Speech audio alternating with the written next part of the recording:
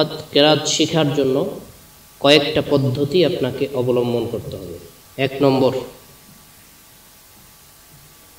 ভালো একজন মাকামাতে পারদর্শী ওস্তাদের কাছে আপনাকে দীর্ঘদিন, এক সপ্তাহ না, দীর্ঘদিন, আপনি মাহাদুর চালায় একদম ভর্তি হয়ে যান, এক বছরের জন্য, তাহলে কিছু শিখতে পারবেন ইনশাআল্লাহ।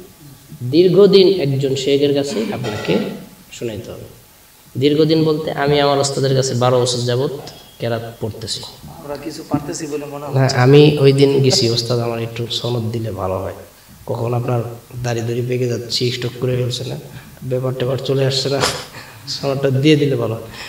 আরও কিছুদিন পরও, তারপর দেখা যাবে। দীর্ঘদিন সময় দিতে হবে একজন ওস্তাদের কাছে। 2 নম্বর, আপনাকে কেরাত শুনতে হবে। যার তেলাওয়াত ভালো লাগে আপনার কাছে, শেখ আব্দুল বাসেদ, মাহমুদ আব্দুল বাসেদ, শেখ মাহমুদ শাহাদ মোহাম্মদ আনোয়ার, শেখ সৈয়দ মুতাওয়াল্লি, ওনাদের তেলাওয়াতগুলো আপনাকে শুনতে হবে।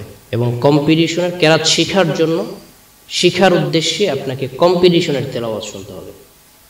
ইরানের, মালয়েশিয়া, যারা 1, 2, 3 বা 4, 5 ছিল, শেখ আহমদ বিন ইউসুফ আল আজহারি, ওনাদের তেলাওয়াতগুলো আপনাকে শুনতে হবে।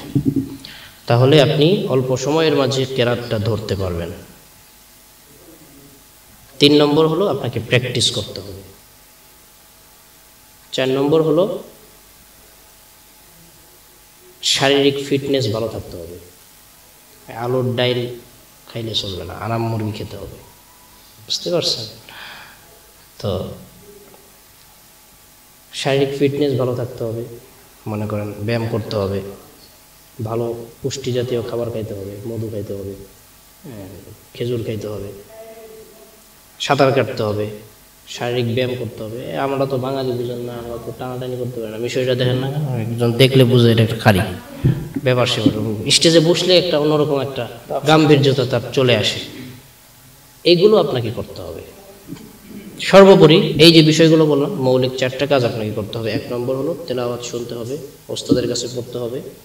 তারপর কি বললাম, মেহনত করতে হবে, আর প্র্যাকটিস করতে হবে। আমরা কি পড়ছিলাম বলেন তো? ফার্স্ট আসলি ثم رددناه أسفل سافلين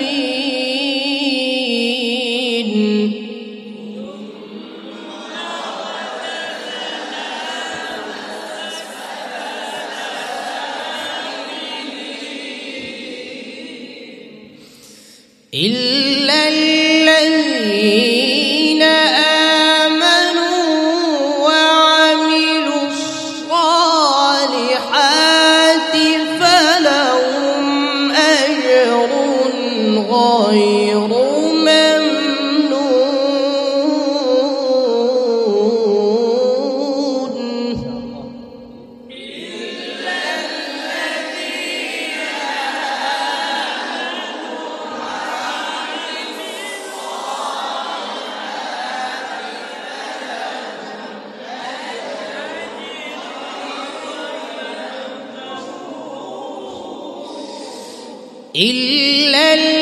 ধরাটাই জবাব, এটা কি রস্ট জবাব, ধরাটাই কি হাই স্কেল।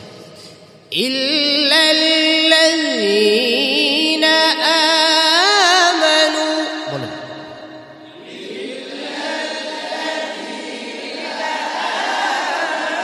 আবার রিপিট।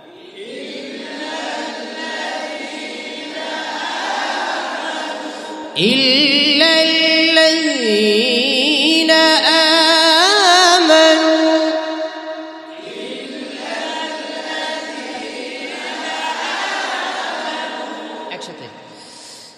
إلا الذين آمنوا أبا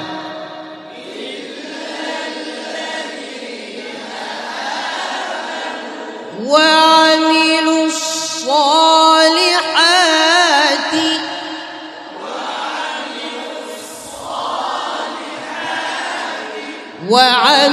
الصالحات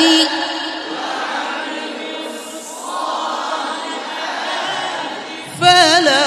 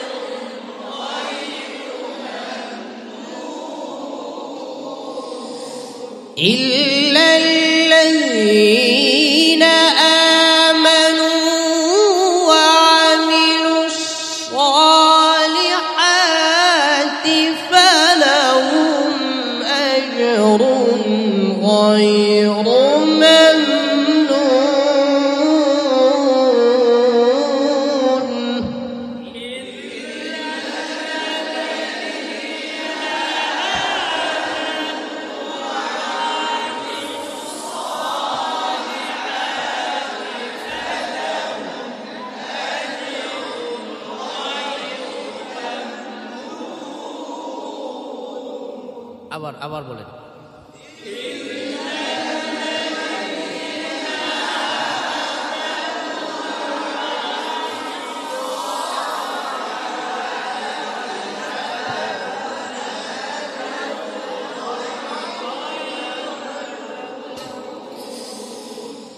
إلا الذين آمنوا وعملوا الصالحات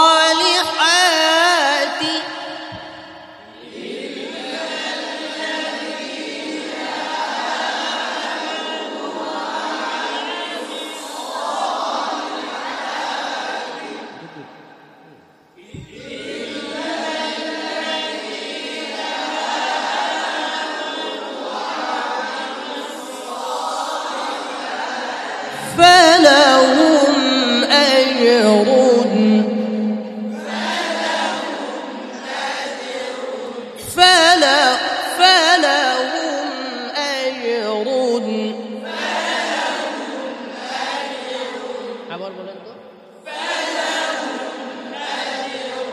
غير